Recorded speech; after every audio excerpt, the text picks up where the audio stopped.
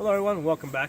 What I want to talk to you guys today is about one of the most important phrases with regards to gun rights, and that is the phrase "common use." Okay, and this is a phrase that came out of the McDonald and the Heller decision, where the Supreme Court, first of all, established that the gun rights are an individual right, and basically then went forth from there and said that the government cannot ban firearms that are in common use. Okay, so common use is very, very important to us.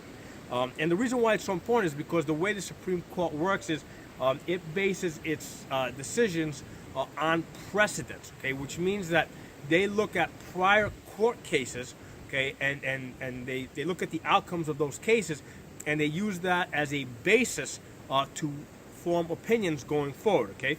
So basically, the court tries to be consistent in that manner. Okay, they look at these older court cases, and for example, with the the Heller McDonald decision, one of the things that they were constrained by was the earlier Miller decision that came out in 1939. Okay, so basically during that case in 1939, the Miller case, it basically was established that the government can have some sort of gun control. Okay, so the Supreme Court couldn't come out and say, nope, gun control is completely unconstitutional, even though I believe it is. Okay, but the court couldn't say that because basically that would be going against the prior Miller case, and the courts don't like doing that. Okay, so the courts like working off of precedents. Okay. Now, the reason why this became so important was obvious during the Kavanaugh hearings, okay? And basically, Dianne Feinstein, was questioning Kavanaugh about one of his rulings, where he basically said that the AR-15s are covered by the Second Amendment because they are in common use, okay? And she asked him, well, how'd you come about? How'd you come up with that decision? And he basically said that the McDonald and Heller, okay, they primarily focused on handguns, okay, but he said that handguns are most handguns today are semi-automatic, okay. So then what he did is he took that and then he took that a step further and said that basically since AR-15s are also semi-automatic and there's not much of a difference between between AR-15s and semi-automatic handguns, he on that basis he was able to say that they're covered. Okay, so again, he used that common use phrase to draw a connection from the Heller decision to his decision. Okay, so based on what he said and the way that the court works, okay, I would take this a step further, right? All right, and basically what I would say is that bump stocks are now fully covered by the Second Amendment because they are in common use. Okay, millions of them have been sold. And that probably wasn't the case prior to this year, and I do in fact believe that the reason why Trump was talking about possibly banning them is because he was trying to basically get more people to buy them. Because once they started talking about banning them, people went out and started buying these off the shelves, and by doing so, they've now become pretty common. Okay, so because they are now common, they're now covered by the Second Amendment. Okay. So I would then take that a step further, okay, and I would say that because because an AR-15 with a bump stock, that's not so different from an AR-15 that is fully automatic. There's not that much of a difference between them. So I would basically say that now full auto AR-15s are also covered by the Second Amendment. Okay. So that's how precedent works. Basically you draw a connection from one to the other, to the other, to the other.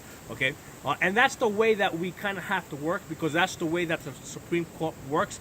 Now, before you guys jump down my throat, I fully believe that the Second Amendment, covers all military-grade equipment. Okay, they said right to bear arms. Arms is short for armaments. Okay, so basically the founding fathers wanted to protect the individual's right to own military-grade equipment, which is right. This is why they said, right to bear arms. Okay, and they said bear as in carry. So you have a right to not just keep it in your house, but you also have a right to carry it on your person for your personal protection. Okay, and they made it a right. Okay, no, well, it's very important. You know, what the Second Amendment really does, it protects the pre-existing right. Okay, the founding fathers fully believed that the right would still be there because it was a natural right.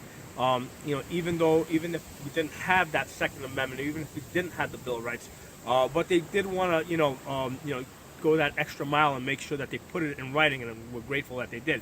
So that's why we have this right to bear arms. And basically they, when they talk about the well-regulated militia, a lot of people say, what the hell are they talking about? Well, first of all, a militia, okay, consisted of unenlisted, non-contracted individuals, okay? And basically at the time, they had like George Washington's Continental Army, okay? If you were part of George Washington's Continental Army, you were under contract, you were enlisted, okay? And if George Washington gave you an order and you didn't obey it, he could hang you, okay? If you were part of the militia, on the other hand, okay, and George Washington gave you an order and you didn't like it, you would give him 2 fingers, you take your gun and you go home, and there's nothing he can do about it, okay? So that's the difference between being part of the militia and being part of, being part of an army or being enlisted, okay? So that's why the National Guard does not count as part of the militia, because those guys are under contract, okay? Now, when they say well-regulated militia, what on earth are they talking about? The phrase well-regulated, okay, back then basically used to mean if something was in good working order, as in a well-regulated clock, okay? It was very common at the time to say you have a very well-regulated mind, okay? What that meant is that you were thinking straight, okay? They didn't say thinking straight back then. They said you had a well-regulated mind. So that's how they used the phrase well-regulated back then, okay? So with reference to a militia, it meant a militia that was well-armed and well-equipped, okay? And they wanted to protect their ability to be well-armed and well-equipped through the Second Amendment, because basically they didn't want guys having just squirrel guns. They wanted them to have military-grade rifles, which is why they said right to bear arms. Again, arms is short for armaments, okay? So I fully believe that, and it's not just what I believe, I know that the Second Amendment covers the right to own military-grade equipment for the individual, okay? And a lot of times people say, well, where does that stop? How about tanks and nuclear bombs and warships? Well, here's the thing. There's, that's what I would refer to as crew-operated equipment, okay? So, which is not to say that you don't have you should not own a tank or you should not own a battleship. I'm not saying that you should not own that, and I'm just saying that the Second Amendment doesn't necessarily protect your right to own that, because that's crew-operated equipment. The Second Amendment definitely covers anything that the common, ordinary soldier carries into battle, okay?